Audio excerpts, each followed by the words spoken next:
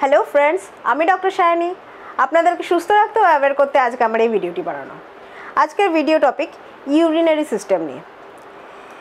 ইউরিনের সমস্যায় আমরা অনেকেই ভুগে থাকি। কারোর ক্ষেত্রে ইনকন্টিনেন্স মানে ধরে রাখার সমস্যা হয়, কারোর ক্ষেত্রে বারবার একটা ইনফেকশনের টেন্ডেন্সি দেখা যায়। স্পেশালি মহিলাদের মধ্যে এটি বেশি দেখা যায়, কারণ অনেকক্ষণ ধরে তারা বাথরুম চেপে রাখার চেষ্টা করেন এবং পাবলিক ইউরিনাল ইউজ করার ঠিকঠাক জায়গা পান না সেই কারণে। আর এর সঙ্গে রিলেটেড আরেকটি কথা বলবো, সেটা হচ্ছে কিডনি স্টোন নিয়ে। ভিডিওটি শেষ অবধি দেখুন পুরো ইনফরমেশন পাওয়ার জন্য। চলুন জেনে নিই কিছু সিমটমস যেগুলো দ্বারা বুঝতে পারবো যে আপনাদের ইউরিনের একটা ট্রাবল আসছে। প্রথমত দেখবেন, যতই জল খান না কেন টয়লেটের কালার হলুদ থাকছে কিংবা একটা দুর্গন্ধ থাকছে, সঙ্গে একটা মিউকাস টাইপের ডিসচার্জ আসছে। এটা কিন্তু ছেলে মেয়ে উভয়ের ক্ষেত্রেই দেখা যায়।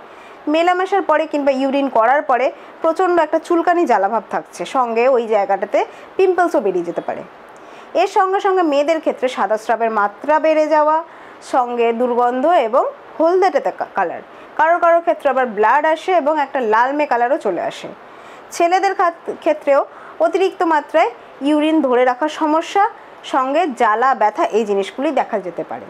কি করে বুঝবেন যে আপনার অ্যাকিউট ইউটিআই বা অ্যাকিউট ইউরিনারি ট্র্যাক্ট ইনফেকশন হয়েছে? প্রথমত একটা ঘুষঘুষে জ্বর ভাব, যেটা কিনা অনেক সময় 104 ডিগ্রি জ্বর অবধি বেড়ে যেতে পারে, সঙ্গে গায়ে হাতে প্রচণ্ড ব্যথা এবং বারবার টয়লেট যেতে ইচ্ছা করবে। টয়লেট যাওয়ার সঙ্গে সঙ্গেই মনে হবে যেন টয়লেটটা ক্লিয়ার হয়নি, আবার হবে। সঙ্গে জ্বালা ব্যথা, তলপেটটা পুরো ব্যথা এবং গরম ভাব হয়ে থাকবে। এটা কিন্তু ছেলে মেয়ে উভয়ের ক্ষেত্রে এই সিমটম দেখা যায়। সঙ্গে টয়লেট ধরে রাখতে পারবেন না। অনেকের ক্ষেত্রেই দেখা যায় ফোটা ফোটা ইউরিন হচ্ছে, বারবার যেতে হচ্ছে, মনে হচ্ছে চুপচাপ শুয়ে বসে থাকি, কোনো কাজ করতে পারবে না, এনার্জি লাগবে না। এই ইউরিন ইনফেকশন একবার দুবার হলো তো ঠিক আছে, ওষুধ খেয়ে সেরে গেলেন, ওয়েল অ্যান্ড গুড। কিন্তু কারোর ক্ষেত্রে, স্পেশালি যারা বাইরে কাজ করেন রেগুলার বেসিসে, বাইরে পাবলিক ইউরিনাল ইউজ করতে হয় রেগুলার বেসিসে, তাদের ক্ষেত্রে কিন্তু বারবার এই জিনিস ফিরে আসার টেন্ডেন্সি দেখায়। এই বারবার ফিরে আসার টেন্ডেন্সিটাই কিন্তু ক্রনিক সিস্টাইটিসের দিকে, মানে ক্রনিক একটা কিডনি ডিজিজের দিকে নিয়ে যায়। কীরকম? আপনার ইউরিনারি ব্লাডার যেটা আছে, যেখানে আপনার ইউরিন স্টোর হয়, সেই কিন্তু মোটা হয়ে যায়, সঙ্গে কনস্ট্যান্টলি একটা গ্রোথ, ব্যাকটেরিয়াল গ্রোথ বা ফাঙ্গাল গ্রোথ থেকে যায়, যেটার ক্ষেত্রে আপনি দেখবেন আপনার কনস্ট্যান্টলি ওই জায়গায় একটা আনইজি সেন্সেশন, ইউরিন যেন পরিষ্কার করে হয়নি, সঙ্গে একটা জ্বালা ব্যথা ভাব, এইগুলো থেকে যায়।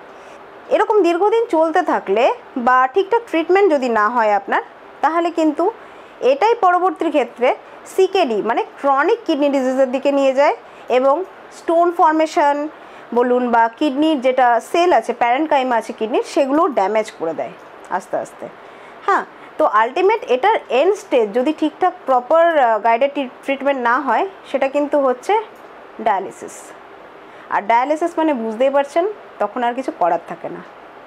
তো অতদূর যাওয়ার দরকারটা কি, যদি ইনিশিয়ালি আপনি খুব অল্প সময়ের মধ্যে রিলিফ পেয়ে যান এই শর্ট সিমটমগুলো থেকে? সেটা সম্ভব হোমিওপ্যাথি কনস্টিটিউশনাল ট্রিটমেন্ট দ্বারা। এই যে বারবার ইউরিন ইনফেকশন হওয়ার টেন্ডেন্সি বা বারবার স্টোন ফর্মেশনের টেন্ডেন্সি, যে ব্যাপারগুলো রয়েছে, এগুলো পুরোটাই কভার করা যায় হোমিওপ্যাথি কনস্টিটিউশনাল ট্রিটমেন্ট দ্বারা এবং এটাকে আটকানোও সম্ভব। আচ্ছা, আরেকটা কথা এর সঙ্গে বলে রাখি, ছেলেদের ক্ষেত্রে স্পেশালি আফটার 30 কি 40 ইয়ার্স প্রস্টেট এনলার্জমেন্টের একটা সমস্যা আসে। প্রস্টেট গ্ল্যান্ড ছেলেদের মধ্যে থাকে, যেটা ইউজুয়ালি বেড়ে যাওয়ার টেন্ডেন্সি দেখায়। 50s পরে আগে বেশি দেখা যেত, এখন তো 30s 40sও দেখা যাচ্ছে। তো এই ক্ষেত্রেও দেখবেন ছেলেদের ক্ষেত্রে টয়লেটটা কেটে কেটে হচ্ছে, দুটো স্ট্রিমে ভাগ হয়ে যাচ্ছে, যতই চাপ দিন না কেন টয়লেট ঠিকঠাক ক্লিয়ার হচ্ছে না। টয়লেট করার সঙ্গে সঙ্গে মনে হচ্ছে আরেকবার যায়। এটা কিন্তু ইউরিন ইনফেকশন নয়, এটা প্রস্টেটের প্রবলেম। কিন্তু কিছু টয়লেট যেহেতু আপনার জমা থেকে যাচ্ছে, ক্লিয়ার হচ্ছে না, সেই কারণে ওই জমা টয়লেটে কিন্তু আপনার একটা ব্যাকটেরিয়া বা ফাঙ্গাল গ্রোথের টেন্ডেন্সি দেখায়, স্পেশালি ইকোলাই ব্যাকটেরিয়া, যেটার কারণে আপনার ইনফেকশনটি শুরু হয় এবং পরবর্তী ক্ষেত্রে সিকেডি বা ক্রনিক কিডনি ডিজিজ এবং কিডনি ফেলিওরের দিকে চলে যেতে পারে।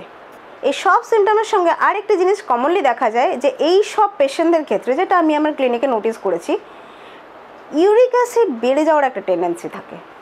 ইউরিক অ্যাসিডের জন্য অনেকেই হয়তো ওষুধ খাচ্ছেন, কিন্তু সেটাতে কোনো রকম চাপা থাকছে, ইউরিক অ্যাসিডটি কিছুটা মাত্রা কম থাকছে, কিন্তু পুরোপুরি কিওর হচ্ছে না। কিভাবে বুঝলেন পুরোটা কিওর হচ্ছে না?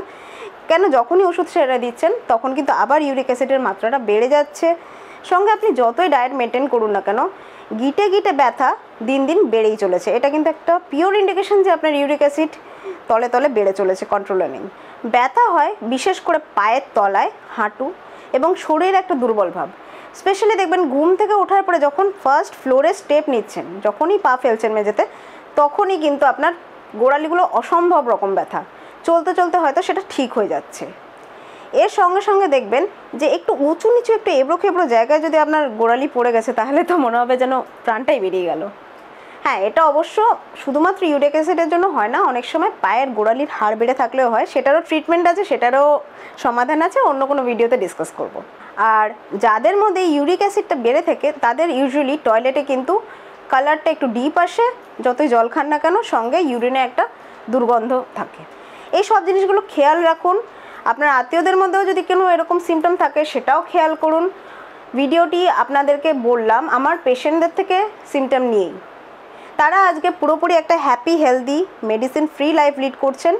সেই কারণে আপনাদেরকে অ্যাওয়ার করার জন্য এই ভিডিওটি বলা। ভালো লেগে থাকলে অবশ্যই লাইক করুন, প্রচুর মাত্রায় শেয়ার করুন অন্যদেরকে অ্যাওয়ার করার জন্য।